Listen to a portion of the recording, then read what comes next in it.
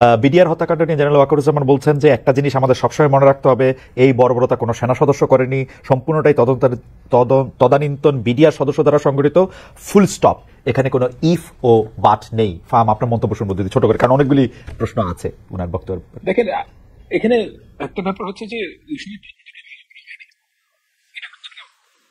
সত্যকে মানে ফ্যাক্ট, কারণ ওই সময় ধামাচাপা দেওয়ার একটা চেষ্টা করা হয়েছিল এবং আওয়ামী লীগ, তৎকালীন আওয়ামী লীগ সরকার এটার সাথে কমপ্লিটলি বিশ্বাসঘাতকতা করেছিল।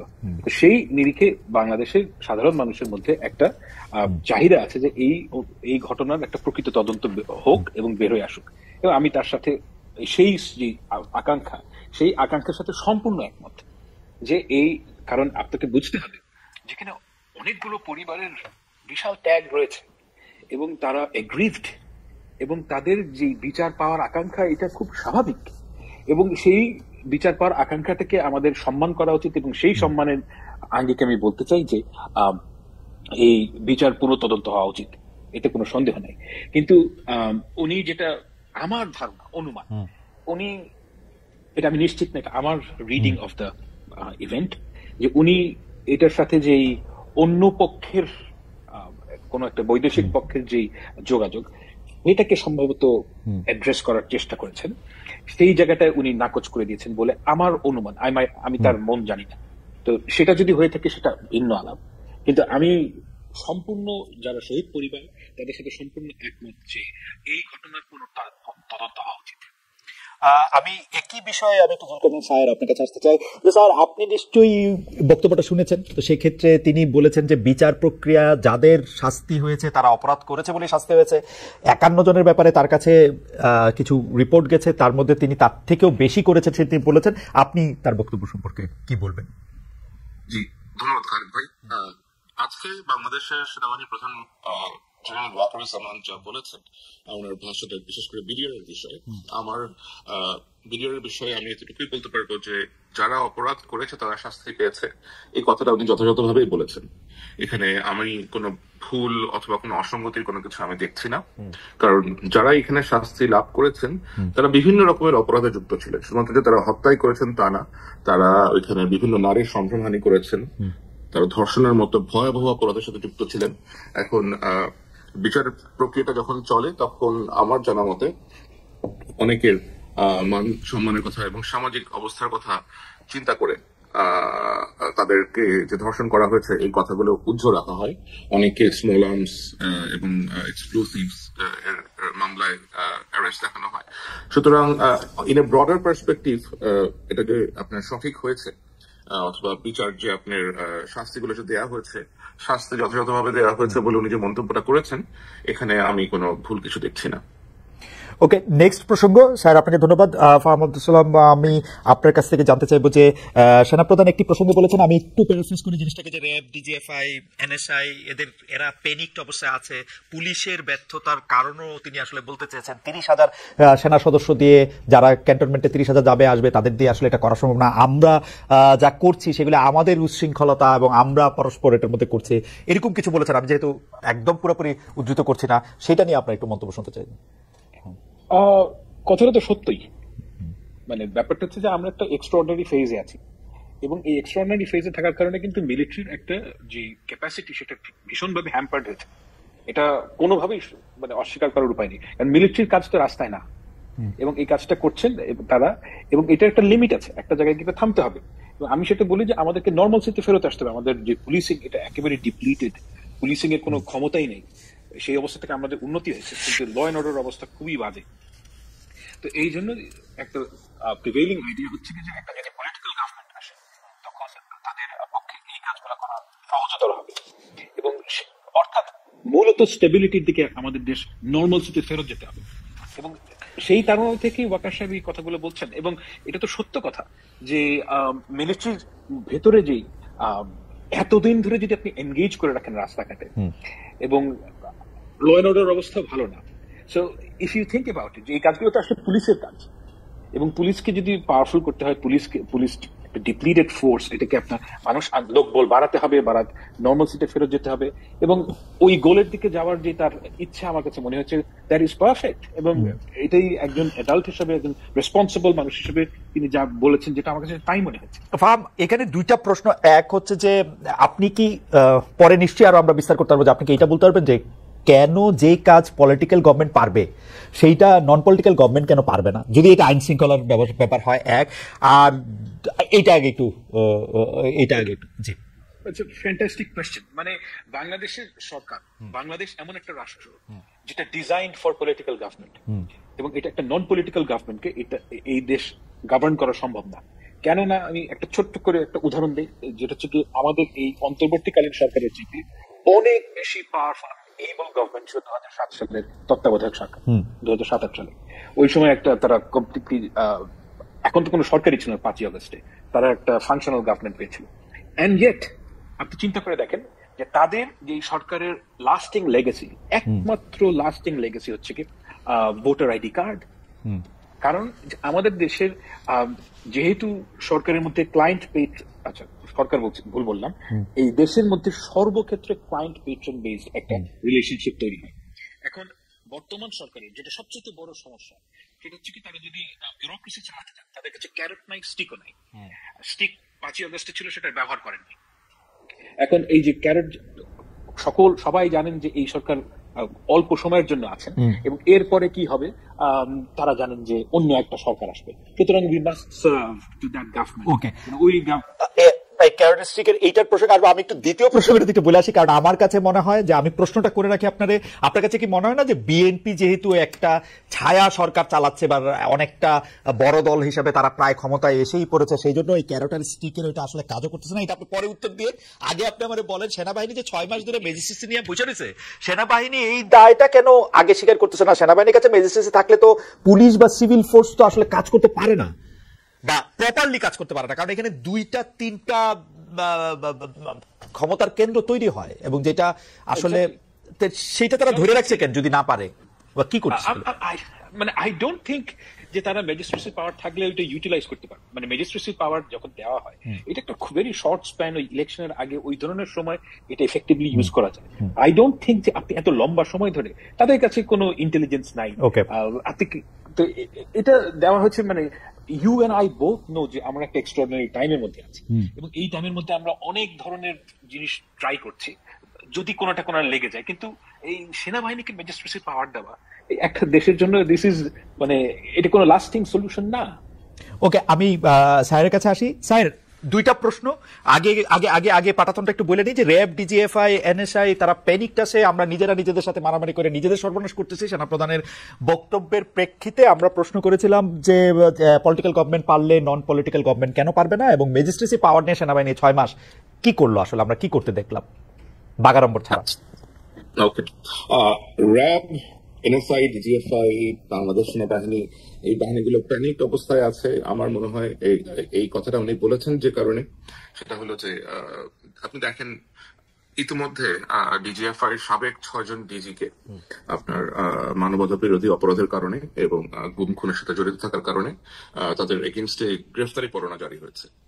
এখন এটা অবশ্যই বাহিনীর সকল সদস্যকে, যে সমস্ত সদস্যরা তখন যুক্ত ছিলেন, তাদের মধ্যেও এক ধরনের ভীতির সঞ্চার করেছে।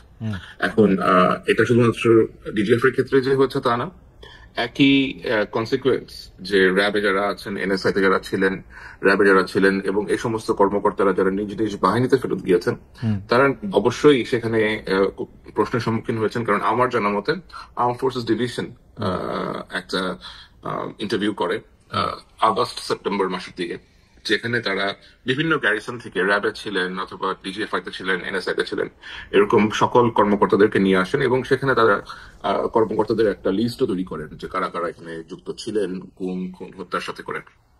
সুতরাং এটা যখন তারা জানতে পেরেছেন যে এরকম তালিকা অথবা এইভাবে ইন্টারভিউ নেওয়া হয়েছে, এবং যেহেতু এগুলোর বিচার হচ্ছে এখন বাংলাদেশে, এবং সেনাবাহিনীর ভেতরেও অনেকে প্রশ্নের সম্মুখীন হচ্ছেন, অনেকে সামরিক যে বিচার আদালত আছে, কোর্ট মার্শাল, এগুলা ফেস করার জন্য প্রস্তুতি নিচ্ছেন, তো অবশ্যই এটা একটা প্যানিক স্টেটে থাকাটাই বেশ স্বাভাবিক।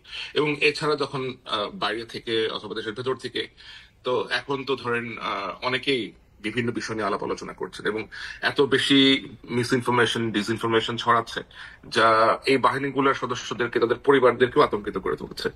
আমার মনে হয় উনি এটাই বোঝাতে চেয়েছেন। ওকে, আমি ম্যাজিস্ট্রেসি এবং অন্য প্রসঙ্গে পরে আসতেছি। আমরা জানি যে আপনি আর্মি অফিসার ছিলেন, সাংবাদিকতা এসছেন, সাংবাদিকতার নাম করেছেন দুনিয়া জোড়া, এবং কিন্তু তারপর আপনি গর্ব নিয়েছেন যখন মানব জমিনে আপনার নামে একটা বাইলেন ছাপা হয়েছে, কারণ এটা বাংলায় ছাপা হওয়া একটা বাইলেনের মধ্যে প্রথম, সেজন্য আপনিও একটু কংগ্রেচুলেশন জানবেন, কারণ আমি প্রিন্টে কাজ করেছি, আমি জানি যে বাইলাইনটার একটা মজাটা কিরকম। কিন্তু এটা নিয়ে আমার একটা প্রশ্ন আছে স্যার, যদি অনুমতি দেন তাহলে একটু করি প্রশ্নটা। সেইটা হচ্ছে যে আপনি এখানে অনেকগুলি নাম লিখেছেন, পরিচালক অমুক, ডিডি তমুক, কিন্তু যখন কোনো অফিসারের নাম আপনি লিখতে গেছেন তখন একজন ব্রিগেডিয়ার জেনারেল। এইটার কারণটা কি? মানে অফিসারের জন্য কি আপনার আলাদা একটা ভ্রাতৃত্ববোধ? না, আমি কখনোই বাংলাদেশ সেনাবাহিনীর অফিসার ছিলাম না। আমি অফিসার হিসেবে প্রশিক্ষণ নিতে গিয়েছিলাম, যেটা আমি শেষ করতে পারিনি। That was not rightly addressed. আর আপনার প্রশিক্ষণ শেষ হওয়ার আগে আপনি বেরিয়ে আসছেন, সরি, ক্যাডেট অফিসার আপনি বেরিয়ে আসছেন। ওকে, তো ওই ব্রিগেডিয়ার সাহেবের নাম কেন নেওয়া হয়নি? কারণ ব্রিগেডিয়ার সাহেবের নাম আমাদের কাছে ক্লিয়ার করা হয় নাই। আমি আমার যে সূত্র আছে, সূত্রের মাধ্যমে সূত্র নামটা বলতে চাই নাই, আগ্রহ প্রকাশ করে নাই, বাট আমি জানার চেষ্টা করেছি and I was not very sure যে ওই ব্যক্তি কিনা। সুতরাং যে ব্যক্তি কিনা তার নাম আমি কিভাবে। কিন্তু পরিচালকদের যাদের আপনি নাম দিয়েছেন তাদের ব্যাপারে, বা উপপরিচালক, সহকারী পরিচালক, তাদের ব্যাপারে আপনি শিওর ছিলেন মোটামুটি? ওকে, হ্যাঁ, মোটামুটি শিওর ছিলেন তাদের ব্যাপারে, যাদের পরিচালকদের নাম, তাদের ব্যাপারে মোটামুটি শিওর ছিলাম।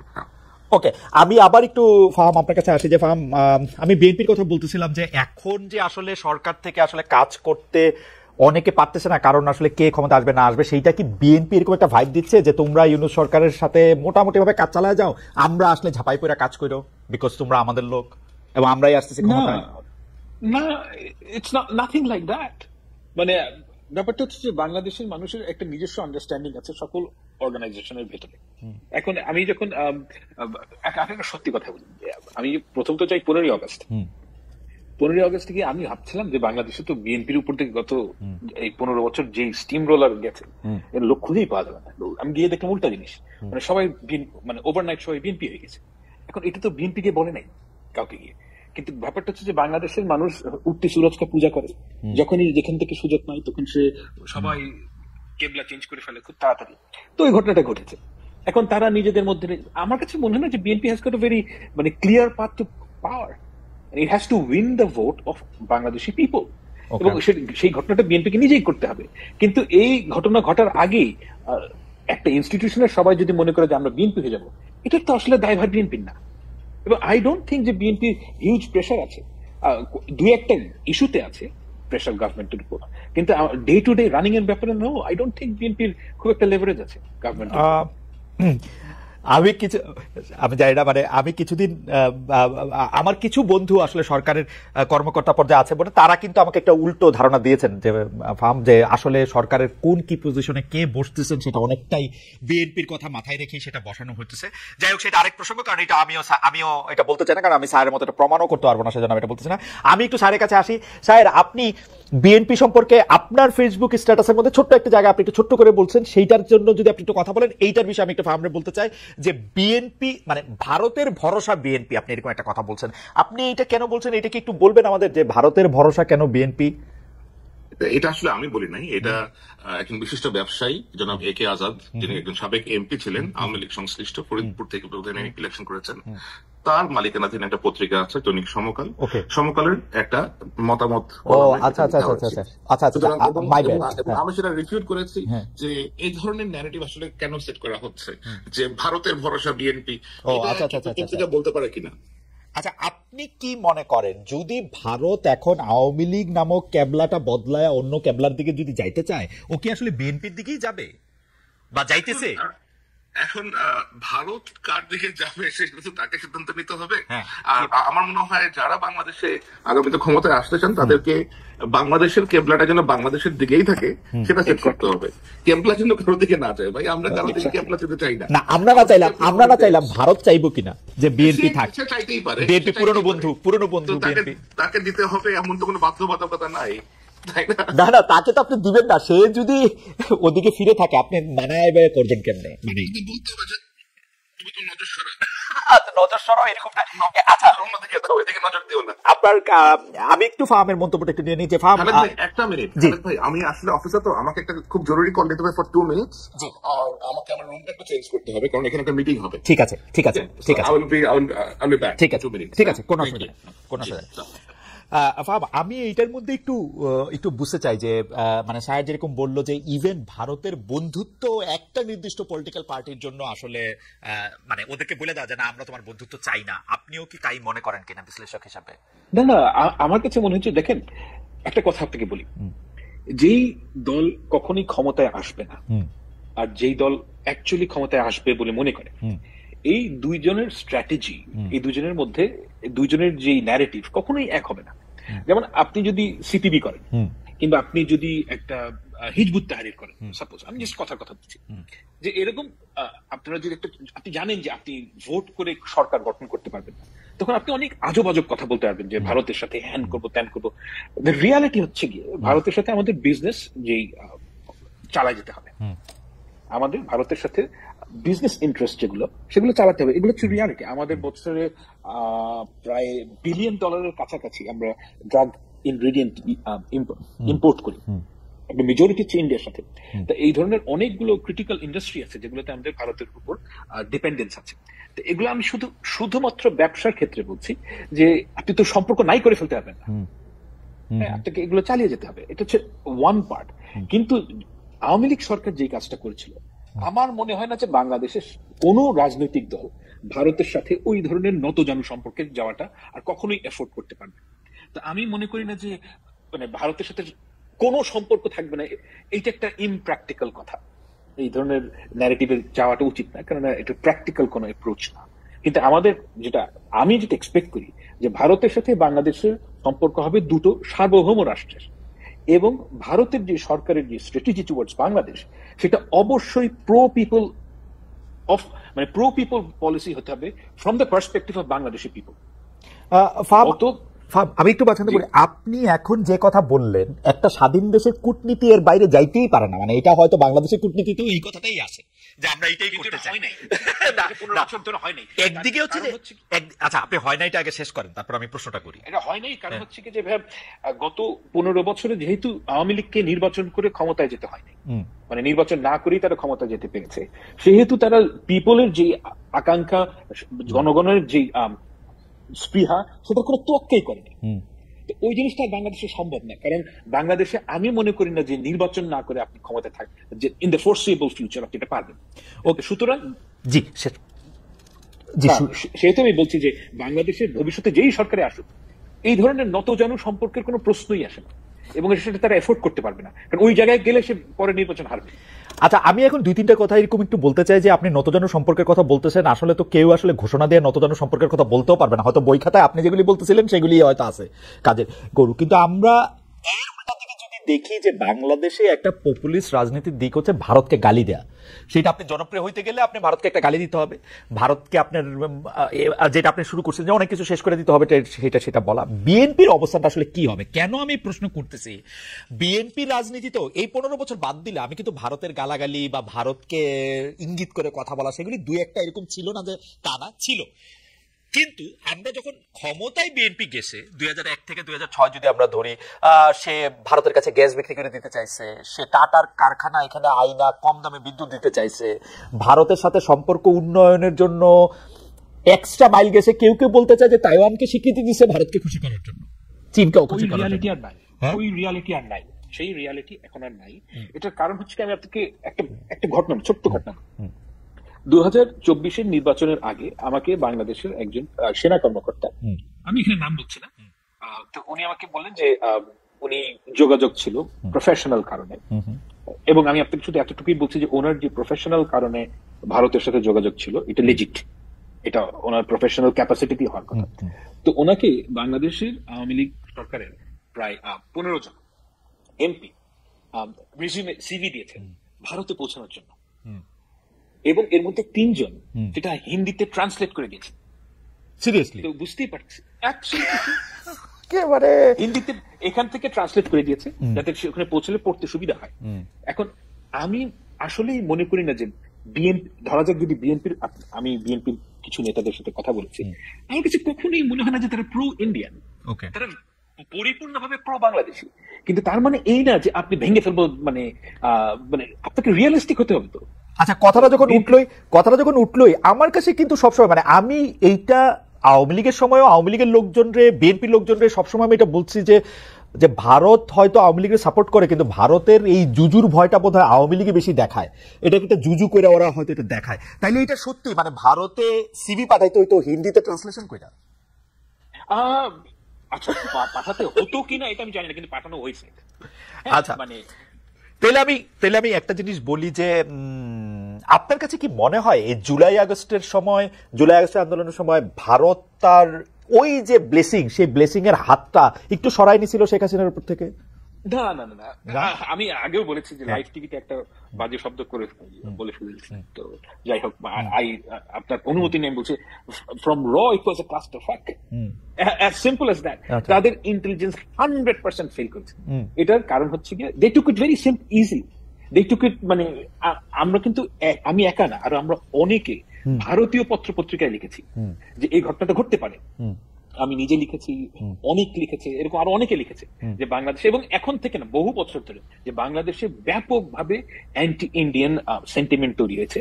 এবং এই অ্যান্টি ইন্ডিয়ান সেন্টিমেন্ট তৈরির মূল কারণ হচ্ছে গিয়ে ভারত একটা অবৈধ ফ্যাসিস্ট রেজিমকে ব্লাইন্ডলি সাপোর্ট করছে, এবং এই কথা ইন্ডিয়ানরা তো শোনেই নেই। এবং সেই সাথে তাদের যে ইন্টেলিজেন্স, এটা কোনো, আমি মনে করি না খুব এফিশিয়েন্ট। এটা আমি একটা কারণও আছে যে আমি বিভিন্ন সময় তাদের টক শোতে যারা তাদের বাংলাদেশ এক্সপার্ট তাদের কথা শুনি, ইউ উইল নট বিলিভ যে তারা কোন লেভেলের ইগনোরেন্ট। তো তারা বাংলাদেশ সম্বন্ধে খুব ভালো জানেনও না, তাদের ইন্টেলিজেন্স কমপ্লিটলি ফেল করেছে। এবং আমি মনে করি না যে ভারত আওয়ামী লীগের উপর থেকে হাত উঠিয়ে নিচ্ছে, এটা কমপ্লিটলি হোম গ্রোন আন্দোলন, এবং এই অভ্যুত্থানের কারণে তারা পরাস্ত হয়েছে। সায়ের ফিরে আসছে, আমি শুধু এই প্রশ্নটা করে রাখি, এটা সায়েরও আসলে একটু আমি জানতে চাইবো যে, মানে ধরেন আমরা থিওরিতে ফেলি, মানে আসলে ইদানিং হয়েছে কি এমন সব কমেন্ট আসে এবং কাইটা কুইটা এমন কি প্রশ্নের যে কি, কিন্তু আমি প্রশ্নটা এরকম করতে চাই যে যদি আমি ধরে নেই যে আপনি যে শব্দটা, বিউটিফুল শব্দটা ব্যবহার করে বললেন, জুলাই আগস্টের র যেটা করছে, তো সেইটা কি 15 বছর ধরে কি তারা এটা সফল হইতেছিল? 15 বছর ধরে কি তারা তাগো আয়ত্তে ছিল? আইসা এই পয়েন্টে আইসা এটা ব্যর্থ হইলো। স্যার, আমরা কথা বলতেছিলাম যে ইন্ডিয়া আসলে শেখ হাসিনার উপর থেকে তার ব্লেসিং এর হাতটা সরাই লইছিল কিনা, যেই কারণে জুলাই আগস্ট, না এটা আপনি একটু পরে করেন, আমি একটু ফাহামরে জিগাইলো এই ঘটনাটা। যে ফাহাম, আপনার কাছে কি মনে হয় যে আগে সফল ছিল, পরে সফল হলে এই পয়েন্টটা হিসাবে ব্যর্থ হয়েছে? এখানে আমি দেখেন ভাই, আমি আপনাকে একটা, এইখানে কিছু কথা বলা যায়, ঠিক আছে বলি, আমি একটু রিস্ক নিয়ে কথাটা বলি। রিস্ক নিয়ে কথাটা বলা মানে মানুষের শোনাও দরকার। সেটা হচ্ছে কি, আমার সাথে একজনের কথা হচ্ছিল যিনি ভারতের, সরি ভারত না, আমি বলছি যে বাংলাদেশের ইন্ডিয়ার সাথে যেই গ্যাস এবং মানে এনার্জি ডিল, এটার সাথে যুক্ত ছিলেন। তো উনি আমাকে একটা খুব ইন্টারেস্টিং পার্সপেক্টিভ দিয়েছেন। বলে আপনারা মনে করেন যে এই সময় কিভাবে ঘটনাটা ঘটতো, এটা এগেইন আমি কিন্তু এটা তার ভার্সনটা বলছি, এটা সত্য কি মিথ্যা জাজ করার ক্ষমতা আমার নাই, আমি শুধু তার ভার্সনটা আপনাকে বলছি, কিন্তু এটার মধ্যে ইনস্ট্রাকশন আছে, এটা ইন্টারেস্টিং। তার ভার্সন অনুযায়ী যে ভারতীয় যারা কর্মকর্তা ছিলেন তারা এই ডিলগুলো করতেন কিভাবে, যে বাংলাদেশিরা গিয়ে বাংলাদেশিদের সাথে ডিল করবে, গভর্নমেন্টকে প্রেসার দিবে থ্রু ইন্ডিয়া। ওকে। এবং তার ভার্সন অনুযায়ী যে এটার মধ্যে যে যারা এই এখানে উপস্থিত যারা মানে ভারতীয় কর্মকর্তা অর্থাৎ হাই কমিশন, তারা এটা আদৌ গভর্নমেন্ট ব্যাকড কিনা কেউ জানে না। তো এখানে একটা সিন্ডিকেট তৈরি হয়েছিল। এখন এই সিন্ডিকেট যে তৈরি হয়েছিল, এটার আপনাকে কি ইঙ্গিত করে? আমার কাছে, আমার রিডিং, যদি এই ভার্সন সত্যি হয়ে থাকে, আমার কাছে মনে হয় যে এটা একটা ভেরি ডিসফাংশনাল থিং, এবং এখানে একটা অর্গানিকলি একটা সিস্টেম তৈরি হয়েছিল যেখানে বাংলাদেশের লোকেরা মনে করতো যে ভারতের blessing, which is actually not ভারতের ব্লেসিং, এখানে ফাইন্যান্সিয়াল লেনাদেনও হয়তো হতো। এবং মানে অ্যাবসলিউটলি মানে ও ভারতের লোকজনের ঠেকাটা কি, এটাই আমি আসলে বুঝতে চেষ্টা করতেছিলাম যে মানে ঠেকাটা কি। এবং আপনি ফাইন্যান্সিয়াল লেনদেনের কথাটা বলতেছিলেন, আচ্ছা আপনি শেষ করেন, তারপরে সরি। আমি এখন এই লেনাদেনে যদি কেউ অভ্যস্ত হয়, আপনি চিন্তা করেন, আমি ওনার ভার্সনটা সত্য বলে ধরে নিচ্ছি ফর 1 সেকেন্ড, এবং আপনি চিন্তা করেন যে আমি একজন ইন্ডিয়ান 30-35 বছরের সরকারি কর্মকর্তা। আমি বাংলাদেশে কাজ করতে এসেছি, কাজ করতে এসে দেখছি যে আমাকে ফ্ল্যাটারিং আচরণ করা হচ্ছে আমার সাথে, এবং আমাকে পয়সা দেওয়া হচ্ছে শুধু ফাঁকুর মারার জন্য। আমি তো একটা ইন্টারেস্ট হবই, ওকে, তাই না? যে আমার কথা যদি আপনার পয়েন্ট পরিষ্কার। আমি একটু স্বামীর কাছে জানতে চাই, স্বামী, আমার ইয়াটা হচ্ছে যে 15 বছর ধরে আওয়ামী লীগকে ভারত সাপোর্ট করতেছিল, সেই সাপোর্টটা জুলাই আগস্টে সরাই নিছিল কিনা? 15 বছর ধরে ভারত আওয়ামী লীগ সরকারকে যে সাপোর্ট করছিল সেটা তারা অবশ্যই জুলাই আগস্টে সরায় নেয় নাই। এটা যদি আপনি একটু দেখেন, কারণ জুলাই আগস্ট পরবর্তী সময়ে বাংলাদেশে বিভিন্ন রকমের পরিকল্পিত স্যাবোটাজ করার চেষ্টা করা হয়েছে। তারা যদি সেগুলো সরাই নিত তাহলে তো তারা এই স্যাবোটাজ গুলো আর করার চেষ্টা করতো না। আর যদি ব্লেসিং সরাই নিত তাহলে তারা হাসিনাকে বা গ্রহণ করতো কেন? বিশ্বের কোন দেশ তো তাকে গ্রহণ করতে রাজি ছিল না। গ্রহণ করছে কি, বন্দি করে রাখছে, কি আর করছে না? বন্দি করে রাখলে তাহলে সে কথা বলতেছে কেমনে? কত তো ফোন করতেছে, সামনে আসে না। না, সে সামনে আসে না, তার লজ্জা লাগে নাকি? সে কেন সামনে আসে না সেটা সে বলতে পারে। এটা একটা ভালো শব্দ বলছেন। যাই হোক, আরেকটা যে তার চেহারা এখন সে দেখাবে না, যে বিকজ তার কয়েকদিন আগে তো সে বলছে হাসিনা পালায় না, হাসিনা যায় না, কয়েকদিন পরে তো নিজেই বাক্স হয়ে যাচ্ছে। আচ্ছা, ঠিক আছে। আমি তাহলে আপনিও প্রায় একই মত। আপনার কাছে একজন, মানে আমরা আসলে দর্শকদের অনেক মতামত পাচ্ছি, একজন আপনার কাছে জানতে চাইছে স্বামী, যে খালেদ ভাই সামি ভাইকে জিজ্ঞেস করেন, উনি ওয়াকারকে নিয়ে বিভ্রাট হয়েছে, এর আগে পোস্টে বলেছিলেন, এখন উনি জেনারেল ওয়াকারের ভুল ত্রুটিগুলি পয়েন্ট আকারে দেখিয়েছিলেন, হুট করে উনার স্ট্যান্ড চেঞ্জ কেন? না, আমরা আসলে আমার স্ট্যান্ড চেঞ্জ হয় নাই। আমার স্ট্যান্ড বিভিন্ন রিসার্চ করার পরে, বিভিন্ন স্টাডি করার পরে, বিভিন্ন ভাবে বিভিন্ন রকম তথ্য উপাত্ত সংগ্রহ করার পরে আমি বুঝতে পেরেছি যে এই লোক বাংলাদেশের জন্যই এখন পর্যন্ত কাজ করে যাচ্ছেন। বাংলাদেশের কোন রকমের ক্ষতির কারণ উনি অন্তত হবেন না, বরঞ্চ দেশটাকে একটা স্থিতিশীল পরিস্থিতিতে পৌঁছানোর জন্য তিনি একেবারেই চেষ্টা করে যাচ্ছেন। এটাই আমার কাছে একেবারে ভেতর থেকেই আমি এরকম তথ্য উপাত্ত এগুলো সবকিছু আমি পেয়েছি। কারণ তার মধ্যে ওই আকাঙ্ক্ষা নাই। উনি স্পষ্টভাবেই গত 2 সপ্তাহ আগেই একটা বোধ অফিসার্স কনফারেন্স হয়েছে, উনি ওখানে গিয়ে বলেছেন যে আমার এগুলো নেওয়ার কোনো ইচ্ছা নাই। তোমরা যদি কেউ মনে করে থাকো যে আমি এরকম audacious, then bhai I will quit the job. Like I'm leaving, you guys take over and do whatever you want to. এখন the fact is জেনারেল ওয়াকারের মতো এরকম পপুলার অথবা এরকম অ্যাকসেপ্টেন্স ওয়ালা মিলিটারি অফিসার এবং সেনা প্রধান বাংলাদেশ সেনাবাহিনীতে গত 15-16 বছরে আসে নাই। To be very frank with you, অনেকেই বলবে যে হ্যাঁ এই জনপ্রিয় ছিল, ও জনপ্রিয় ছিল। জেনারেল ওয়াকারের যেরকম অ্যাকসেপ্টেন্স আছে সৈনিকদের কাছে, আদার র্যাঙ্কস এর কাছে, অফিসারদের কাছে, এটা আপনি অন্য আরেকজনকে রিপ্লেস করতে পারবেন না। মানে শেখ হাসিনা সব কাজ খারাপ না আসলে? না, শেখ হাসিনা সব কাজ খারাপ না, এটা তো শেখ হাসিনা সব কাজ খারাপ না। আচ্ছা, ঠিক আছে, আমি আসতেছি আপনার কাছে। সব কাজ খারাপ না হলে সে আজিজরা দিল কেন? চোর পাটপাট। হ্যাঁ, আজিজকে দিছে খারাপ, ওয়াকারকে দিছে ভালো। ভালো কাজ খারাপ কাজ সব কাজই করছে আর কি। যাই হোক, আমরা দর্শকদের কাছে জানতে চাইছিলাম, দেশের আইন শৃঙ্খলা পরিস্থিতি সন্তোষজনক। স্বরাষ্ট্র উপদেষ্টা জাহাঙ্গীর আলম চৌধুরীর এই দাবি সঠিক বলে মনে করেন কিনা? 8% দর্শক মনে করেন যে এটা সঠিক, 92% মনে করেন সঠিক না। এইটা হচ্ছে 51,000 দর্শক এখানে ভোট দিয়েছেন। আমি আবার একটু ফাহামের কাছে ফিরে আসি। ফাহাম, আপনাকে ইদানিং ভারতের দালাল বলা হচ্ছে, এটা কোন জায়গা থেকে, এই জায়গাটা কোন জায়গা থেকে আসলো সেটা যদি একটু আমাদের একটু বলেন। আরেকটা জায়গা হচ্ছে, আপনি মাস্টার মাইন্ড নিয়ে বলতে গিয়ে আপনি শায়েরের কথা বলছেন। আমি আপনাকে কোট করি, শায়েরের লেখা পড়ে আমি যা বুঝলাম তা হলো শায়েরের আস্থাভাজন কোট আনকোট ব্যক্তিটাই সবচেয়ে রিস্কি কাজ করেছে। এখন আমি বুঝলাম না পুরো ঘটনা, সালমান বা কেউ কিভাবে মাস্টার মাইন্ড হয়। আপনি বলছেন যে আসলেই কোনো মাস্টার মাইন্ড বা এটা প্ল্যান করে কখনো করা এটা সম্ভব না। শায়েরকে যদি আমি বুঝে থাকি, শায়ের এটার মধ্যে বলতে চাইছে যে, আমরা শায়ের থেকেও শুনবো যে এটার মধ্যে কিছুটা প্ল্যান ছিল, কিছুটা মানে সাংগঠনিক তৎপরতাও ছিল। আমি একটু আপনার কথা আগে শুনতে চাই যে ফাহাম, আপনি শায়েরকে মানে আমি জি, এখানে ব্যাপারটা হচ্ছে যে আমি একটা নতুন জিনিস আবিষ্কার করেছি এই 2 দিন হলো। এটা হলো যে আমরা যেভাবে মাস্টার মাইন্ড শব্দটা ইউজ করি, আমি অ্যাটলিস্ট যেভাবে করি, আর বাংলাদেশের সাধারণ মানুষ যে ওয়ার্ডটা যেভাবে ইউজ করি আসলে মাস্টার হিসেবে করে মনে শব্দটা ইউজ, মাস্টার মাইন্ড না। তারা মাস্টার মাইন্ড হিসেবে বাংলাদেশের সাধারণ মানুষ মনে করে যে নেপথ্যচারী, অনেক গোপনে কাজ করছে, যে সে হচ্ছে মাস্টার মাইন্ড। কিন্তু আমি এটা চিন্তা করছিলাম অন্যভাবে, এবং আমি দেখছি যে সবাই মাস্টার মাইন্ড ওয়ার্ডটা ইউজ করছে। এটা আমি পরশুদিনই প্রথম আবিষ্কার করলাম, যে অ্যাকচুয়ালি শত শত মানুষের কমেন্ট দেখে আমি বুঝলাম। এবং পরে আমি যখন একটা লিখলাম যে আপনারা মাস্টার মাইন্ড শব্দটা কিভাবে বুঝেন, আই ওয়াজ রাইট। বেশিরভাগ লোকই বুঝছে, তারা ওইভাবেই বুঝে, অর্থাৎ যে নেপথ্যচারী, যে গোপনে কাজ করে। নাও অ্যাকচুয়াল প্রবলেম হচ্ছে যে আমরা ওয়ার্ডটা কিভাবে ইউজ করছি, ইটস এ লিঙ্গুইস্টিক প্রবলেম। আমি অন্যভাবে মিন করছিলাম, আমি বলছি যে এটা কোনো সেন্ট্রালি প্ল্যান্ড গণ অভ্যুত্থান না, এখানে ওই ধরনের প্ল্যানিং করার কোনো উপায়ই ছিল না।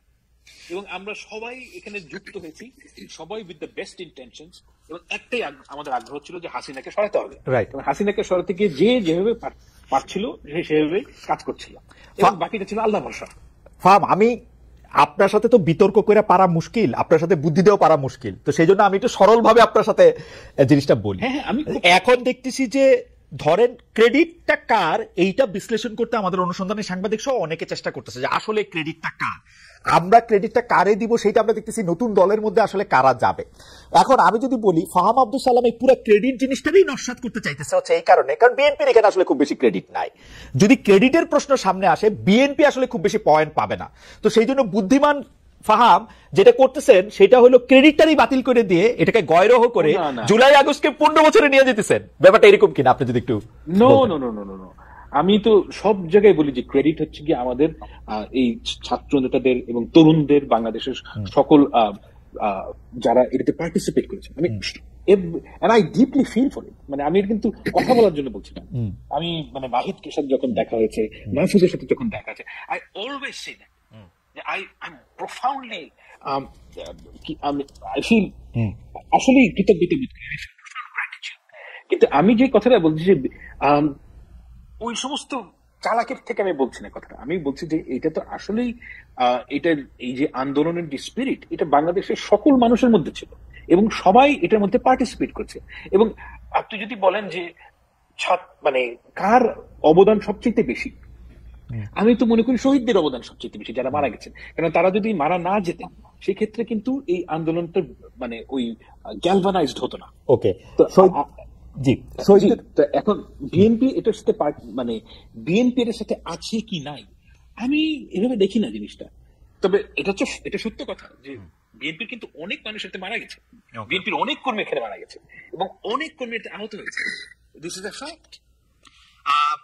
আমি একটু স্যারের কাছে জানতে চাইবো যে স্যার আপনি অনেক খাটাখাটনি করে, মানে যেটাতে ধরেন আপনার ছাপানো পিস না সেইটার জন্য যে এত খাটনি কোনো সাংবাদিক করতে পারে, মানে আমি সোশ্যাল মিডিয়াতে এক লাইন লিখতে আমার মানে আমি জানি না, মানে আমার কাছে মনে হয় যে আমি যদি লিখি এটা তো আমার কাগজের জন্য লিখবো বা কোনো কিছুর জন্য লিখবো, তো সেটা যে আপনি করলেন এইটার ক্ষেত্রে আপনার উদ্দেশ্যটা কি? আপনি যে আসলে দেখাইতে চাইলেন যে এদের মধ্যে থেকে কেউ আসল হিরো, এইটা যে দেখাইতে চাওয়া, এইটার কারণটা কি আসলে? আসলে খালেদ ভাই, আমি এখানে এটা দেখাতে চাই না যে এখানে আসল হিরো কে, এখানে I wanted to set the record straight. এই জিনিসটা আসলে আমার ধন্যবাদ যে আপনি আমাকে এটা বলার সুযোগ করে দিয়েছেন। আমার তো আসলে ধরেন আমি এটা যতটা কাছ থেকে দেখেছি, ধরেন 24-25 তারিখ থেকে, এর আগে আমাকে দু এক জায়গা থেকে অ্যাপ্রোচ করা হয়েছিল যে যদি এরকম কিছু হয়, will we be in a position to give this guys any shelter or not. তো সিচুয়েশন আসলে যেদিকে যাচ্ছিল, এটা একটা ছাত্র আন্দোলন ছিল, বৈষম্য বিরোধী ছাত্র আন্দোলনের স্টুডেন্টদের ডিমান্ড ছিল কোটা বিরোধী আন্দোলনটা এক সময় এটার ট্রেজেক্টরি সেট হয় শেখ হাসিনার পতন হিসেবে।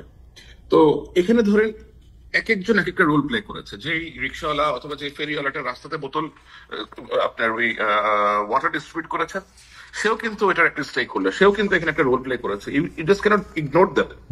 সো এখানে আজকে এসে বলতেছে আমি এটা করেছি, কালকে এসে বলছে আমি এটা করতেছে, পরশু অমুক বলছে যে না এই 3 জন এটা করতেছে, আবার এই 2 জন এটা করতেছে।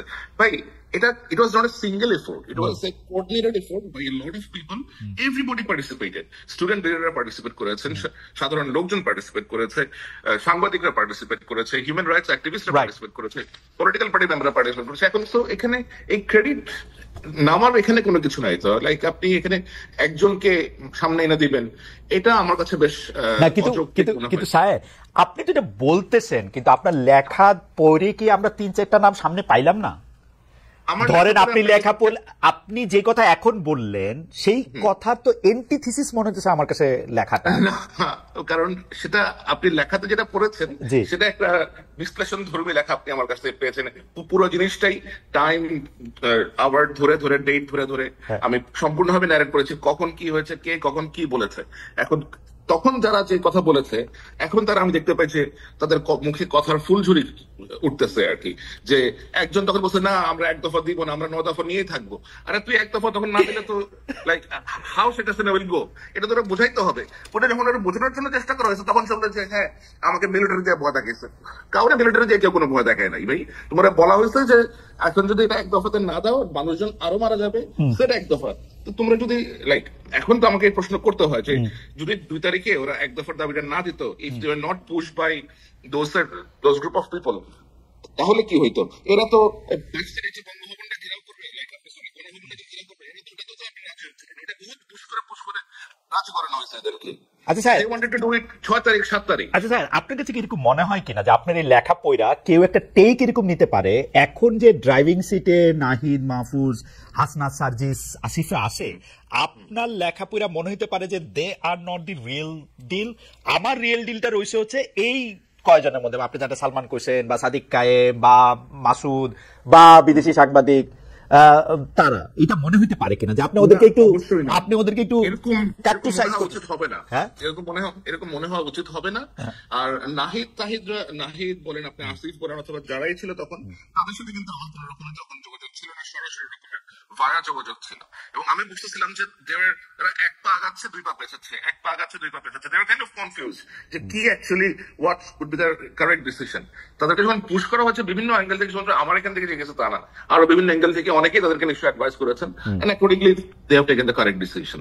সুতরাং এখানে আমার সাথে যার কানেক্টিভিটি ছিল, আমি দেখেছি how he was manoeuvring the entire operation and keeping his calm. That's all I have praised. এর থেকে বেশি কোনো কিছু না। এবং এটা আমার মনে হয় করা উচিত আমাদের, কারণ আমাদেরকে তো ধরেন যে কাজটা করেছে, যে রোলটা প্লে করেছে, you need to give them the thanks, give them the appreciation that you have done a great job. আচ্ছা স্যার, আপনার কাছে কি কখনো মনে হয় যে আপনি খুব মানে ওপিনিয়নেটেড, কারণ আপনি সোশ্যাল মিডিয়াতে দাবি তুললেন আদিলুর রহমান খান এবং সৈয়দা রেজানা হাসানকে প্রত্যেক করে ফেলতে হবে, তাদেরকে বাদ দিয়ে দিতে হবে, এইটা মানে এটা কিরকম জাস্ট এবারে আমার এটা তো আসলে এখন আমি এই মুহূর্তে সব করে জিনিসটা তো এখন প্রকাশ করতে পারবো না, কিন্তু মূল মাস্টার মাইন্ড, অনেক কিছুর মূল মাস্টার মাইন্ড একটা লোক আছে, এই লোকটার নাম হচ্ছে নুরুল ইসলাম ভূঁইয়া ছোট। ওকে, এই লোকটা অনেক কিছুর মাস্টার মাইন্ড, তার সাথে অনেক আছে, মুস্তাইন জহির, তারপরে আরো কে আছে, এদের একটা চক্র আছে। এই চক্রটা কি চায় সেটা আমরা জানি, কিন্তু সেটা বাংলাদেশে সম্ভব হবে না, সরি। না, আপনি যেহেতু নামই বলে ফেললেন, এই চক্রটা কি চায়, মানে ফাহাম আব্দুল সালাম ওদের পক্ষের লোক, মানে আমি বোঝার জন্য বলতেছি, ফাহাম আব্দুল সালাম ওদের শত্রু। আচ্ছা মানে আমি এখন খালিদ ভাই, আপনি মজার জিনিসটা দেখবেন, এখন যখন আমরা ন্যাশনালিস্টিক কথাবার্তা বলবো, বাংলাদেশ সেন্ট্রিক কথাবার্তা বলবো, ফাহাম আব্দুল সালামকে বানানো হবে ভারতের চর, ভারতের আমারে বানানো হবে, আমি পত্রিকার থেকে শিক্ষা আসছে জিনিসপত্র, বহুত কিছু আসবে। ওকে, সো আমি তো কতক্ষেত্র থেকে শিক্ষা আসতে হ্যাপি, আমি তো দিল্লির থেকে শিক্ষা আসতে চাই নাই ভাই, আমি তো বাংলাদেশে পোলা, আমি কথা বলবো আমার দেশের জন্য। তুমি আসলে এই হয়েছে ওই হয়েছে, এগুলা কি ভাই? এই সমস্ত বুকিচুকি করার কোনো দরকার আছে নাকি? Work for your country, talk your people's language, like dance in their tune. Don't dance with anybody else's tune. That's my message is very straightforward. I am for my country. I am for my people. I will serve their purpose. I will work for them, and I will, if required, I will like.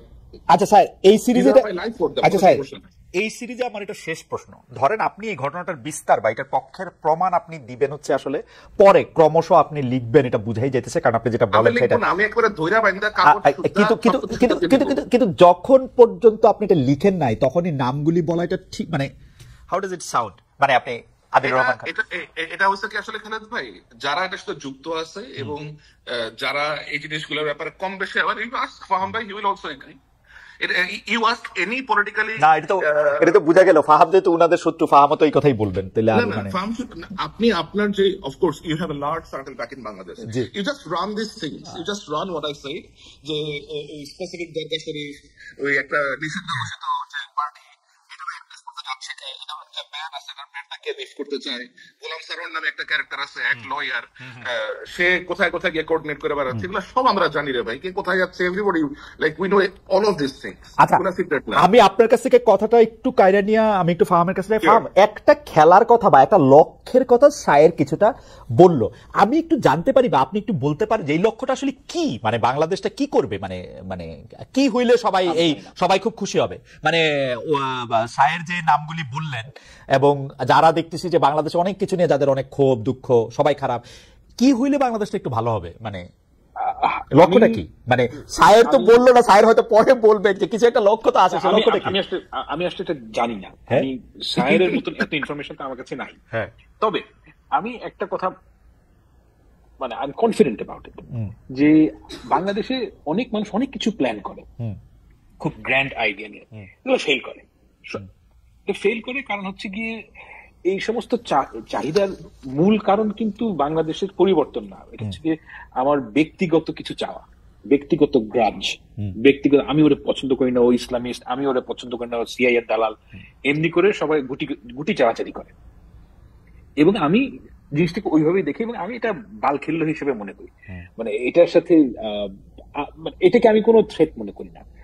তারা চেষ্টা করছে, তারা অনেক কিছুই চেষ্টা করবে, যেমন তারা আমি জানি না তাদের মানে মোডাস অপারেন্ডি কি, যেটা আমি জানি না কিভাবে, কিন্তু আমি একটা জিনিস মনে করি, বাংলাদেশে যদি আপনি কিছু চেঞ্জ করতে চান আপনার হিউজ পাবলিক সাপোর্ট লাগে। I don't think they've got it. So তারা অনেকে যে বলে যে বিএনপির পাবলিক সাপোর্টটাই ওইটা, যেহেতু বিএনপি একটা বড় দল, কিন্তু আমরা যেটা মনে করতেছি ওরা যেটা কথা বলতেছে সেইটা আসলে বিএনপি তাদের সাপোর্টটা পায় বলে বিএনপি বড়, আসলে বিএনপির আদর্শের জন্য বিএনপি বড় না। Whatever doesn't count. ভোটের দিনে কে কাকে ভোট দেয় এটা কথা।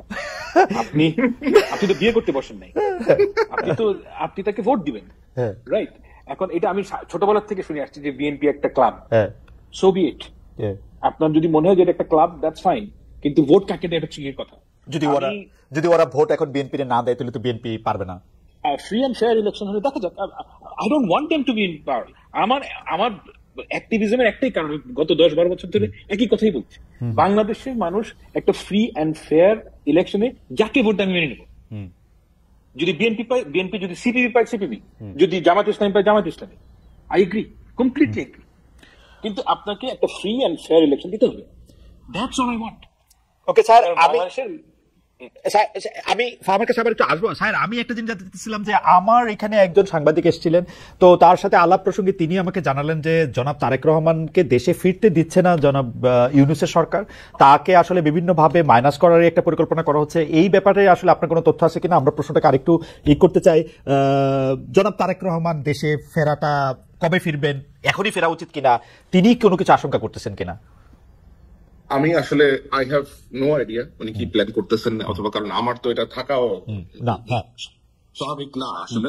কিন্তু আমি বিভিন্ন ভাবে বিভিন্ন সূত্রে যা জানতে পারি অথবা যা বুঝি যে বিশেষ যে গোষ্ঠী আছে সেই গোষ্ঠী বাংলাদেশে সহসা নির্বাচন হোক এটার পক্ষে তারা না। তারা চান বাংলাদেশের যে অবস্থা বর্তমানে আছে অন্তর্বর্তী সরকার, এটাই আরো দীর্ঘায়িত হোক, অন্তত 2-3 বছর আরো দীর্ঘায়িত হোক, এবং তারপরে তারা একটা অবস্থাতে গিয়ে নিজস্ব একটা সুবিধা মতো পর্যায়ে পৌঁছে তারপরে তারা ইলেকশনটা দিতে চান। এবং তাদের ইলেকশন কন্ডাক্ট করতে তাদের কাছে অবশ্যই প্রথম বাধা হচ্ছে মূল যে পলিটিক্যাল পার্টিগুলো আছে, বিএনপি, জামাত, গণ অধিকার পরিষদ এবং অন্যান্য যে সমস্ত লাইক আপনার লিডারশিপ আছে তারা। সুতরাং অবশ্যই তারা তো চাইবেন না যে মিস্টার তারেক রহমান বাংলাদেশে যাক, বাংলাদেশে গিয়ে উনি ওনার লোকজনের সাথে ইনভলভ হোক। তো তার ফেরা ঠেকাতে অবশ্যই অনেকের অনেক রকমের তৎপরতা থাকতে পারে, বাট আমি নিশ্চিত না যে এরকম তৎপরতা আছে কিনা। বাট আমি বিএনপির লোকজনের কাছে আমি যতটা জানি যে উনি যথেষ্ট ইন্টারেস্টেড বাংলাদেশে ফেরত যেতে। ওনার মায়ের চিকিৎসা এখনো চলছে ইউকেতে, তো উনি হয়তো নিশ্চয়ই ওরকম একটা সুবিধাজনক সময় বাংলাদেশে ফেরত যাবেন।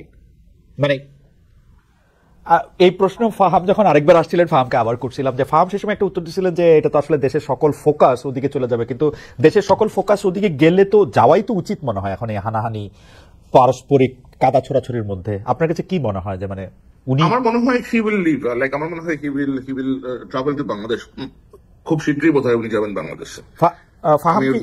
ফাহাম কি এটার একটা এক লাইনে কিছু বলবেন যে আপনার কি মনে হয়?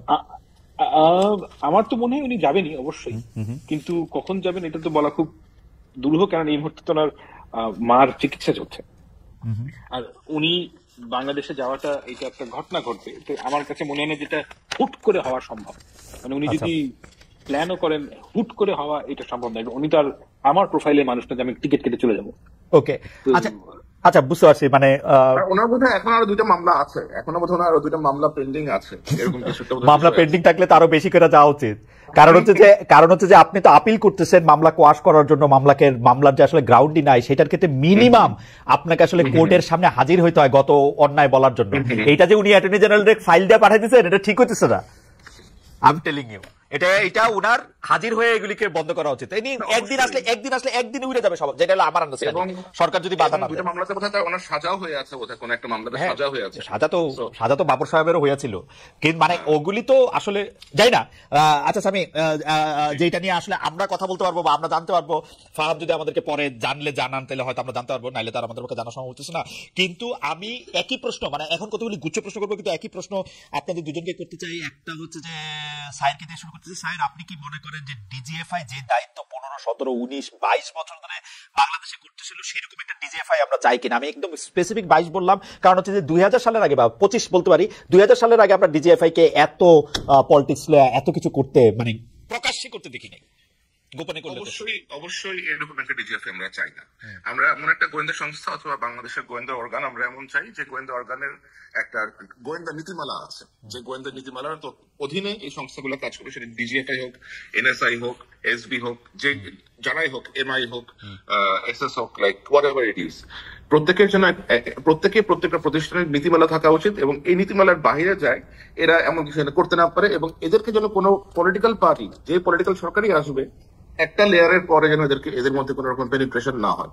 কারণ the moment you will allow political penetration within this like agencies, then it will collapse, it will go back to that square one again. কারণ এদেরকে ব্যবহার করেই কিন্তু আপনার রাজনৈতিক ব্যক্তিরা নিজ যে চেষ্টাগুলো আছে, নিজ যে আকাঙ্ক্ষাগুলো আছে, ওনার লাইক আপনি চরিতার্থ করে থাকেন। কিন্তু স্যার, আপনি তো আরো এই বিষয়ে বিশেষজ্ঞ। ফার্মের কাছে যাওয়ার আগে একটু জানতে চাই যে আধুনিক রাষ্ট্রগুলা কিন্তু এরকম একটা শক্তিকে তারা ব্যবহার করে, মানে পাকিস্তান আইএসআই এর কথা, ইন্ডিয়ার রাষ্ট্রগুলা যেখানে বৈশাখী রাষ্ট্রগুলো শক্তি ব্যবহার করে, কিন্তু আমাদেরকে এখন ওই যে আপনাকে একটু আগে আমি বললাম যে কেবলা কোনো দিকে দেওয়া যাবে না, কেবলা বাংলাদেশের দিকেই দিতে হবে। এবং আধুনিক রাষ্ট্রগুলোর নিজস্ব ন্যারেটিভ তাদের আপনার প্রতিবেশীর প্রতিও সেট করে দেয়। তো আমাদের নিজস্ব দক্ষতা, নিজস্ব যে ক্যাপাসিটি আছে, ক্যাপাবিলিটি আছে, এগুলো আমাদেরকে বৃদ্ধি করতে হবে। এগুলো বৃদ্ধি করে আমাদেরকে এমন একটা পর্যায়ে পৌঁছাইতে হবে যেন আমাদের জন্য যেন একটু ন্যারেটিভ সেট না করতে, বরঞ্চ ওদেরকে যেন আমাদের জন্য ডিসাইড করতে হবে যে ভাই কিছু করতে যাবো, ট্রাভেল করতে যাবো, আমরা উল্টা বিপদের মধ্যে পড়ে যাবো। সো এদের সক্ষমতাটা বৃদ্ধি করতে হবে, এবং এর পিছনে রাজনৈতিক যে লিডারশিপ আছে এদের ওই ইন্টেনশনটা থাকতে হবে। ওকে, ফার্ম, আপনার কাছে কি মনে হয় ডিজিএফআই? আমি মনে করি যে ডিজিএফআই প্রথমত এই as this organisation should be disbanded, DGFI এবং র্যাম্প। কারণ এটা এই কারণে যে আমি এটা স্বীকার করি যে ডিজিএফআই এর মতন একটা প্রতিষ্ঠান বাংলাদেশে প্রয়োজন আছে, এই ব্যাপারে আমার কোনো তর্কের অবকাশ নেই।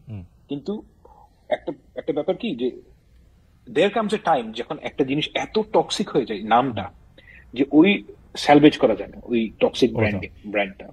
তো আমার কাছে মনে হয় যে ডিজিএফআই ধরনের একটা প্রতিষ্ঠান যে কোনো সার্বভৌম রাষ্ট্রের, যেগুলো লার্জ দেশ, কিন্তু অবশ্যই প্রয়োজনীয়।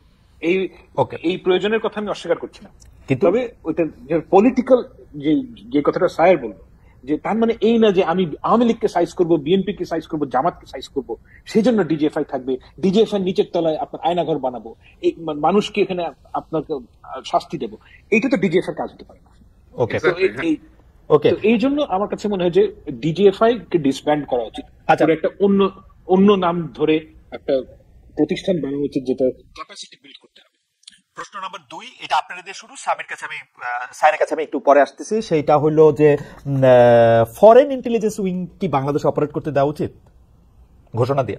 ফরেন ইন্টেলিজেন্স উইং তো কেউ বলে কই আসে না, মানে তারা তো আসে গোপনে নামে, মানে এটা আপনি চাইলেই করতে পারবেন। কিন্তু সরকারকে জানায় তো আসে, সরকারের একটা খাতা তো থাকে, সরকারকে জানায় আসে না? সরকারের খাতা থাকে তার ডিফেন্স অ্যাটাশে হিসেবে আসে। আচ্ছা, ওকে।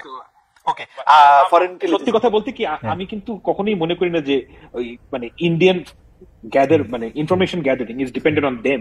আমরা নিজের এগিয়ে দিয়েছি। Absolutely sir. Foreign intelligence wing বাংলাদেশে, ফরেন ইন্টেলিজেন্স উইং বাংলাদেশে এখন বিগত সরকারের সময় আমরা যেটা দেখেছি যে পাকিস্তানে গোয়েন্দা বৃত্তির অভিযোগে অভিযুক্ত কর্মকর্তা রাজেশ অগ্নিহোত্রী, ওনাকে বেশ বড় নিউজ হয়েছিল তাকে নিয়ে যে উনি পাকিস্তানে ভারতীয় গোয়েন্দা সংস্থা রয়ের জন্য বিভিন্ন রকমের অপারেশনে লিপ্ত আছেন। পরবর্তীতে তাকে ফেরত পাঠানো হয় ভারতে, এবং ওই একই ব্যক্তি বাংলাদেশে অ্যাপয়েন্টেড হন। এবং এখন ধরেন আপনি যখন এরকম কোন ব্যক্তিকে অথবা কোন ডিপ্লোম্যাটকে অ্যাসাইন করবেন কোন নির্দিষ্ট দেশে, প্রথমে আপনাকে একটা অ্যাপ্রুভালের জন্য পাঠানো হয়। If you accept it then only that individual can come, you know that. তো এখন যখন এটা দেওয়া হয় তখন কিন্তু একটা ওয়েটিং হয়। ওই ওয়েটিং এ চলে আসার কথা যে এই ব্যক্তিটা অ্যাকচুয়ালি কে।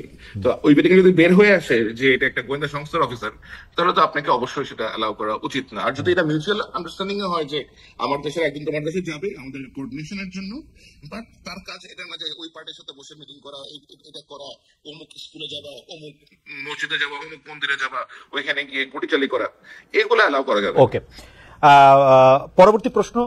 জেনারেল ওয়াকারকে নিয়ে দুই রকম কথা শোনা যায়। এক হচ্ছে যে তিনি আসলে শেখ হাসিনাকে দেশ থেকে পালাতে দিয়েছেন, তিনি অনেক আর্মির আওয়ামী লীগের শীর্ষ নেতাদের অনেকের ক্ষেত্রে চোখ বন্ধ করে রেখেছেন, তিনি শেখ হাসিনার একজন এমপ্লয়েড লোক, মানে মনোনীত একজন লোক ছিলেন, তিনি শেখ হাসিনার স্বার্থ অনেকভাবে দেখেছেন। আসলে জেনারেল ওয়াকারকে কিভাবে বিবেচনা করা হবে, আপনি যদি এক দুই বাক্যে বলেন।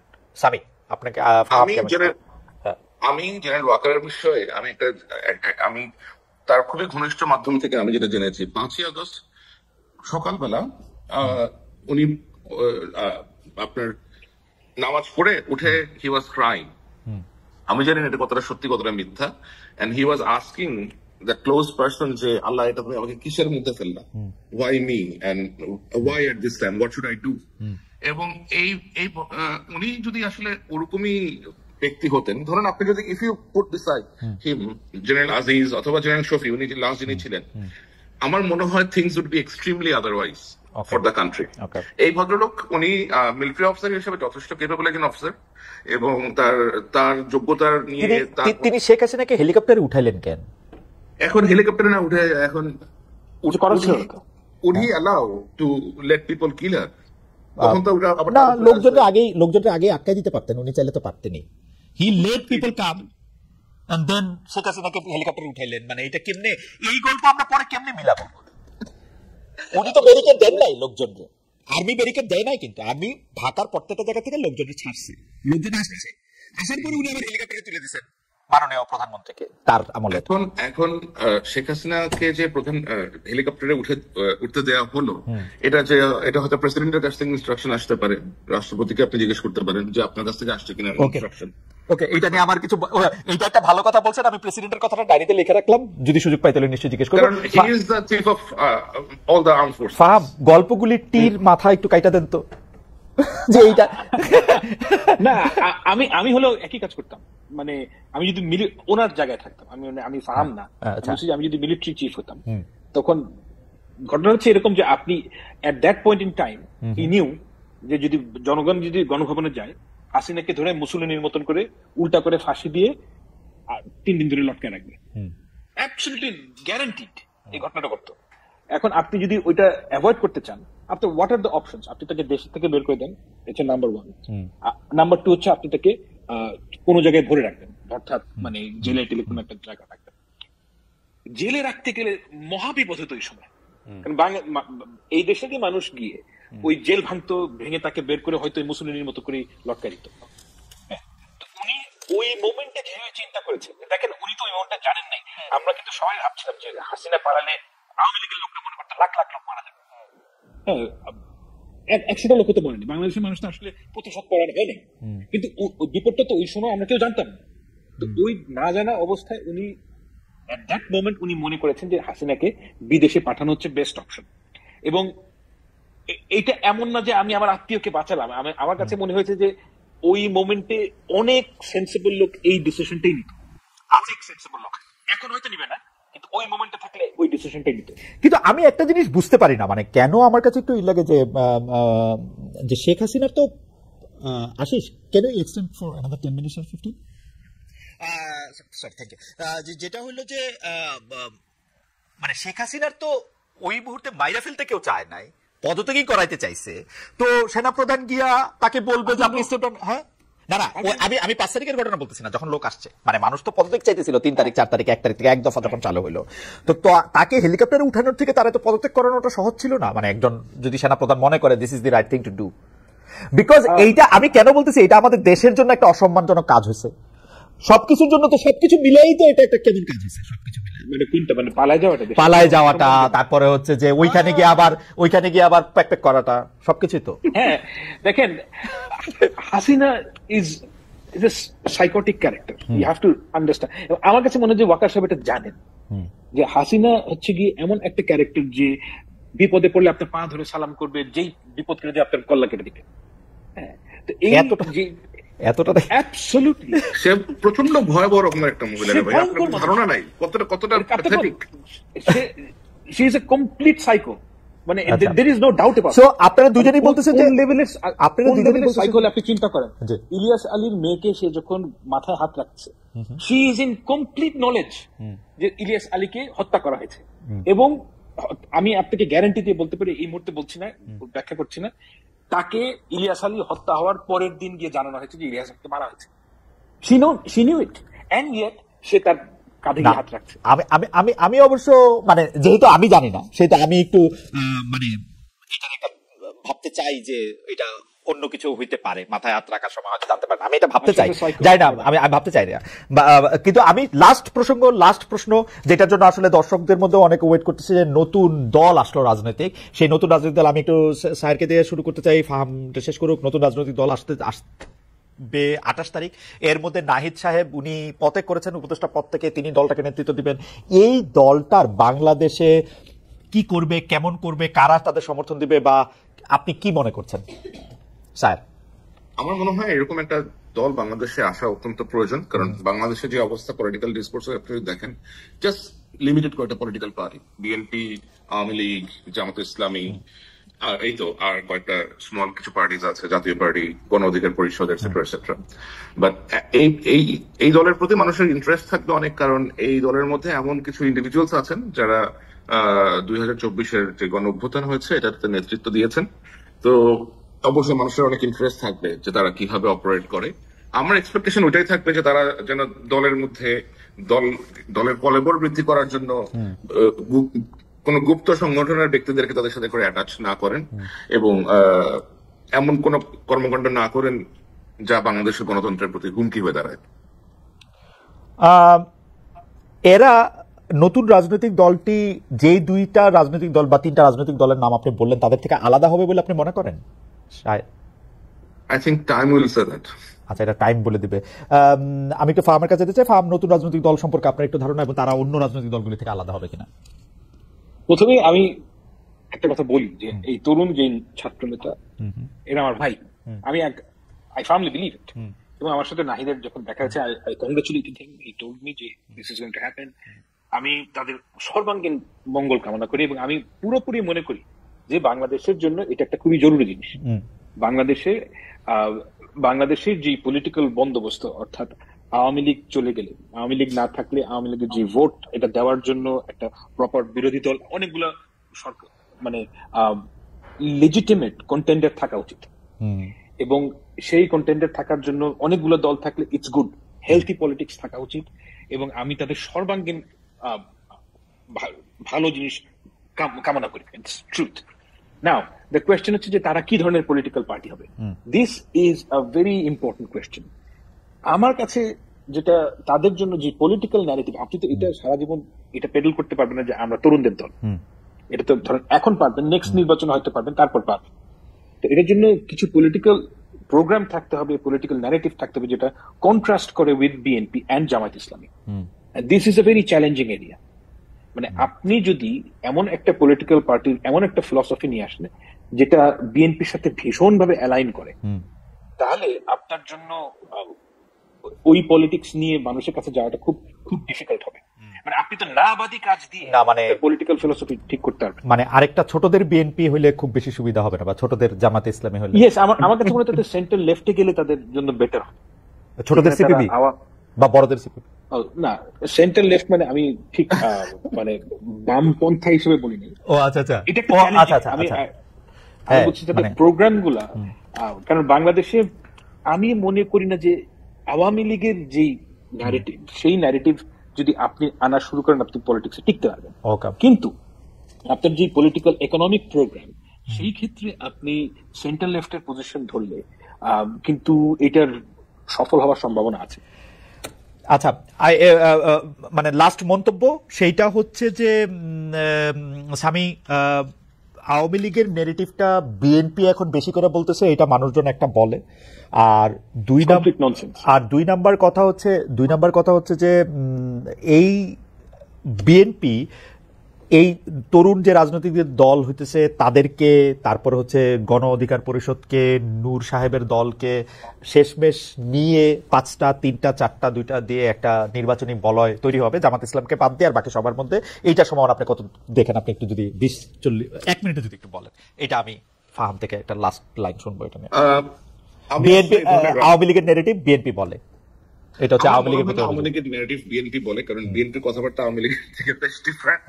আমি like the way I have notice যে তারা ওদের বডি ল্যাঙ্গুয়েজ, টোন এবং approach is very different than Awami League. আর ওরা অন্যদের সাথে কোন রকম মোর্চা করবে কিনা অথবা যৌথভাবে নির্বাচন করবে কিনা, এগুলো সম্পূর্ণভাবে তাদের রাজনৈতিক ব্যাপার। লাইক আমি এই সমস্ত রাজনৈতিক ব্যাপারের মতামত প্রকাশ করতে খুব বেশি একটা কমফোর্টেবল না। ওকে, ঠিক আছে, তাহলে আমরা ফাহামকেই বলি যে ফাহাম, আসলে আওয়ামী লীগের নেগেটিভটা বিএনপি দিতেছে কিনা এখন অনেকে বলতেছে না। অ্যাবসলিউটলি না। আচ্ছা, মানে কোন ন্যারেটিভটা দিচ্ছে? এই যে বলতেছে 71 মুক্তিযুদ্ধ, আওয়ামী লীগ যেরকম করে কথা বলতো ওইটাকে ভাঙা যাবে না, সংবিধান চেঞ্জ করা যাবে না, প্রেসিডেন্টকে সরানো যাবে না, বঙ্গবন্ধুর 32 নম্বর ভাঙা ঠিক হয় নাই, ইত্যাদি ইত্যাদি। আমার কাছে তো দেখেন, আপনি যদি একটা রেসপন্সিবল পলিটিক্যাল পার্টি হন, আপনি যে কোনো একটা জিনিস চাওয়ার আগে আপনাকে বুঝতে হবে how to deal with it. হ্যাঁ, আপনি চুপ্পুকে সরাবেন, দ্যাটস ফাইন। চুপ্পুকে সরানোর পর কে আসবে? এটা একজন ইউটিউবারের কাছে এটা গুরুত্বপূর্ণ বিষয় না। কিন্তু যখন আপনি একটা রেসপন্সিবল পলিটিক্যাল পার্টি হবে, তখন আপনি দেখবেন যে চুপ্পুকে যদি সরানো হয়, এরপর যে লোকটা আসবে সে কি হবে। আমরা একটা ডিজি ঠিক করতে পারি না। আমরা একটা ডিজি ঠিক করতে গেলে পুরো জাতি দুই ভাগ হয়ে যায়। একটা শিল্পকলার ডিজি ঠিক করতে গেলে, একটা প্রেসিডেন্ট ঠিক করতে গেলে সর্বনাশ হয়ে যাবে। তো এই কারণে তারা চুপ্পু ফ্যান না BNP. Chuppu is literally, not literally, Chuppu is effective, in effect. He's in house arrest. Right. তো এখন চুপ্পুর ফ্যান না বিএনপি, কিন্তু চুপ্পুকে সরাতে গেলে যেই বিপদটা হবে সেই বিপদটাকে অ্যান্টিসিপেট করা ইউটিউবারদের কাজ না। কিন্তু যেই রেসপন্সিবল পলিটিক্যাল, সত্যি কি ধরেন চুপ্পু সাহেবের বদলে অন্য একজন সাহেবকে প্রেসিডেন্ট করলে কি হইতো শপথ নেওয়া? না, আপনি যাকে আনবেন এই লোকটা কে? যে কোনো একটা র্যান্ডম লোক। প্রেসিডেন্ট কি একটা র্যান্ডম লোককে? এই কাজটা শেখ হাসিনা যে করলো র্যান্ডম লোকের প্রেসিডেন্ট, এটাই তো খারাপ কাজ হয়েছে। মানে এই পজিশন গুলোর তো মর্তবা আছে। র্যান্ডম লোককে ধরে আপনি প্রেসিডেন্ট কেন বানাবেন? ঠিক আছে, আমরা অনেকগুলি বিষয়ে অনেক গুরুত্বপূর্ণ আলোচনা আজকে শুনলাম। জনাব ফাহাম আব্দুল সালাম, আপনাকে অনেক ধন্যবাদ জুলকারনাইন সাহেব।